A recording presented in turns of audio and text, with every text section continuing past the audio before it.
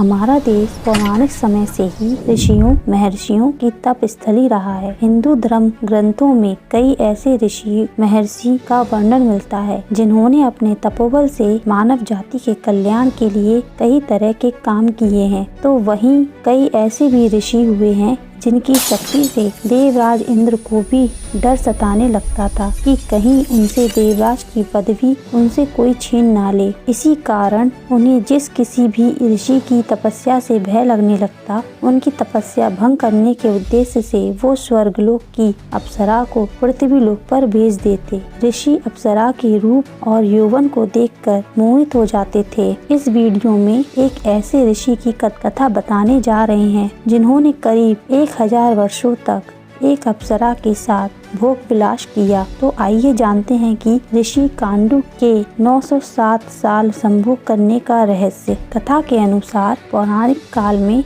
महान ऋषि कांडू हुआ करते थे जिनका आश्रम गोमती नदी के तट पर था। एक बार की बात है, ऋषि कांडू ने घोर तपस्या करना शुरू किया। वो तपस्या में इतने लीन हो गए कि उन्हें किसी भी चीज का आभास ही नहीं हुआ। इस तरह ऋषि को तपस्या में लीन देखकर देवराज इंद्र हमेशा की तरह घबरा गए। उन्हें यह डर सताने लगा कि कहीं ऋषि कांडू उनका स्वर्ग का सिंहासन छीन ना लें। इसी डर के परिणाम स्वरूप इंद्रदेव ने ऋषि कांडू की तपस्या भंग करने के लिए ब्रह्मलोचा नामक की अप्सरा को पृथ्वी पर भेजने का निश्चय किया। एक संध्या नृत्य के बाद इंद्र ने ब्रह्मलोचा को अपने पास बुलाया, फिर उसे अपनी सारी योजना बताई। बिना कोई प्रश्न किए ब्रह्मलोचा इंद्र की योजना के मुताबिक पृथ्वी लोक के लिए प्रस्थान कर गई। पृथ्वी लोक पर ब्रह्मलोचा सीधे वहां पहुंची जहां ऋषि कांडू तपस्या में लीन थे। फिर ब्रह्मलोचा ने अपनी शरारतों से ऋषि कांडू का ध्यान तोड़ दिया। उसके बाद जैसे ही ऋषि की नजर ब्रह्मलोचा पर पड़ी तो वे उसके रूप और सौंदर्य को देखकर उस पर मोहित हो गए और उसे अपने साथ लेकर मंदराचल पर्वत की गुफाओं में चले गए। उसके बाद ऋषि कांडू ब्रह्मलोचा के सौंदर्य में इतना खो गए कि वो 100 वर्षों से अधिक वर्षों तक उसके साथ भोग विलास करते रहे। 100 वर्ष बाद एक दिन अप्सरा ब्रह्मलोचा ने ऋषि कांडू से कहा कि हे ऋषि, अब मैं स्वर्गलोक वापस जाना चाहती हूँ, इसलिए आप मुझे खुशी खुशी विदा कीजिए। अप्सरा के मुख से जाने की बात सुनकर ऋषि उदास हो गए और उन्होंने कहा, हे देवी, अभी थोड़े दिन और रुक जाइए तो मुझे अच्छा लगेगा। ऋषि को उदास देखकर अप्सरा पृथ्वी लोक पर और रुकने के लिए मान गई। फिर ऋषि कांडू ने अगले 100 वर्ष तक उसी गुफा में अप्सरा के साथ भोग विलास किया। फिर 100 वर्षों बाद एक दिन ब्रह्मलोचा ने ऋषि कांडू से कहा, हे मुनि, मुझे पृथ्वी लोक पर आए हुए बहुत समय हो गया है। अब तो आप मुझे स्वर्गलोक जाने की आज्ञा दें। ऋषि कांडू उसकी बात सुनकर फिर व्यथित हो जाते। बोले, हे देवी, अभी कुछ समय और रुक जाओ,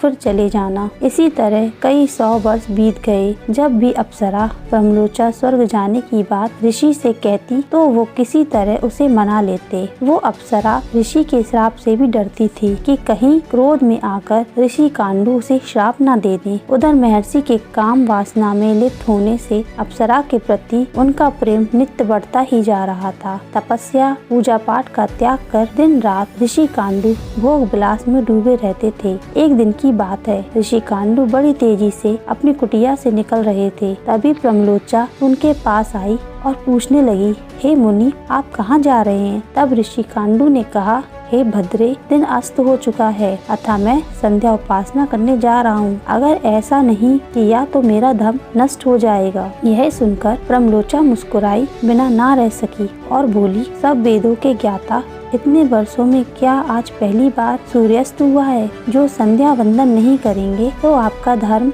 नष्ट हो जाएगा। मैं तो आपसे जब से मिली हूँ तब से तो आपने कभी संध्या वंदन नहीं किया है। इस प्रकार के वचन सुनकर ऋषि कांडू बोले, हे भद्रे, नदी के इस सुंदर तट पर आज सवेरे ही तो तुम आई हो। मुझे भली भांति स्मरण है, मैंने आज ही तुमको अपने आश्रम में प्रवेश करते देखा था। अतः अब दिन के समाप्त होने पर संध्या काल हुआ है। मुझे तो लगता है कि तुम मेरा उपहास कर रही हो। तब ब्रह्मलोचा ने ऋषि से कहा, हे ब्राह्मण श्रेष्ठ, आपका यह कथन सत्य है कि आपके आश्रम में मैं सवेरे आई हूँ, परंतु आज नहीं, जिस सुबह मैं आई थी उस समय को कई वर्ष बीत चुके हैं। यह सुन महर्षि कांडू घबराए और बोले कि हे सुंदरी, मुझे सही सही बात बताओ, मुझे मेरे साथ रमण करते कितना समय बीत चुका है। तब प्रमलोचा ने बताया कि आपको मेरे साथ रमण करते हुए 907 वर्ष 6 महीने और 3 दिन हो चुके हैं। यह सुनकर ऋषि कांडू हैरान हो गए और बोले, हे प्रिय, क्या तुम सत्य कह रही हो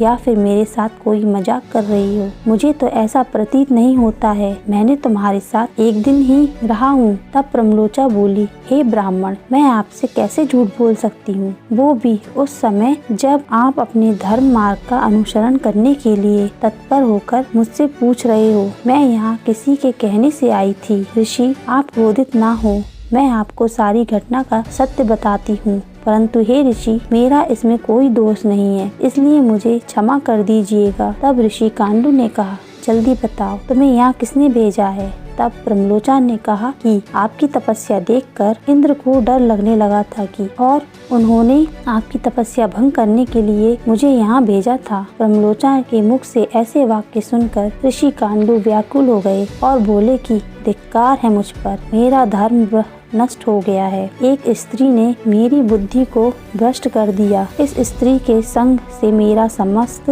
जीवन का तप नष्ट हो गया है। इसलिए हे पापिन स्त्री, अब तू जहाँ जाना चाहती है वहाँ जा, क्योंकि तुझे इंद्र ने जिस कार्य के लिए भेजा था वह कार्य संपन्न हो गया है। तूने मेरा तप नष्ट कर दिया है। महर्षि को इस तरह क्रोधित देखकर प्रमलोचा भय से कांपने लगी, जिस वजह से उसका पूरा शरीर पसीने से भीग गया। उस समय ऋषि ने जो गर्भ प्रमलोचा में स्थापित किया था वह भी अप्सरा के रोम छिद्रों से निकलकर पसीने के रूप में उसके शरीर से बाहर आ गया। प्रमलोचा के पसीने से वायु ने उस गर्भ को इकट्ठा किया और वृक्षों ने उसे ग्रहण किया। सूर्य की किरणों से पोषित होकर वह धीरे धीरे बढ़ने लगा। फिर समय पूरा होने पर उस वृक्षाव से मृषा नामक कन्या उत्पन्न हुई, जो ऋषि कांडू, सूर्यदेव तथा वायु की पुत्री कहलाई। दोस्तों, आपको हमारी कहानी कैसी लगी यह बताने के लिए आप हमारे वीडियो को लाइक करें और कमेंट जरूर करें